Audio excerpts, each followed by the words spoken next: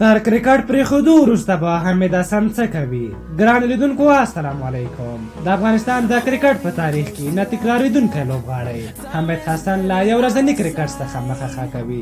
حمید حسن که څه هم وخت ناوخت په خپل کیریر کې له زخمونو سره مخ و، خو بیا هم د انافغانستان لپاره داسې څه کړي چې پرې وویاړي.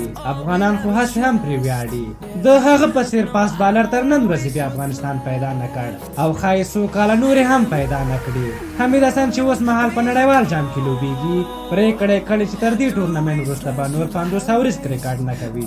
حمید حسن په یوې نوې مرکه کې ویلي چې په عموم کې کرکټ نه پرېږدم، 100 ورځ کرکټ به کوم او ترڅنګ به یې کمنټري هم کوم. حمید حسن چې تر اوسه یې د نړیوال جام په 3 لوبو کې یوازې یوه وکټه ترلاسه کړې، وایي چې دا نړیوال جام به زما لپاره یادګاري او وروستی وي. دوی وایي هڅه کوي چې تر نړیوال جام وروسته د 2 کالو لپاره 100 ورځ کرکټ ترسره کړي، خو وایي که مې ونه شو کړی بیا به کرکټ پرېږدم. حمید وایي د راتلونکي لپاره جدي پلان نه لري، خو وایي چې هر څه به کرکټ نه پرېږدي. یا به د کوچینګ دنده ترسره کوي، یا به په اداره کې کار کوي او یا به کمنټري کوي.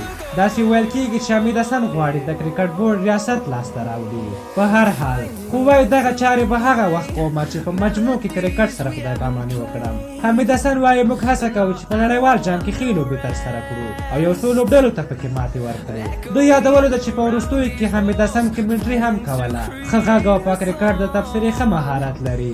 تاسو د حمید حسن په بالنګ کې تر دې دمه د هغه بالنګ د چا په وړاندې خوښ شوی؟ خپل نظر مې راته په کومنټ کې ولیکئ. که زموږ دغه ویډیو مو خوښه شوې وي ضرور یې لایک کړئ. تر بلې ویډیو مو په لویه بخښونکي خدای سپارم. د الله په امان.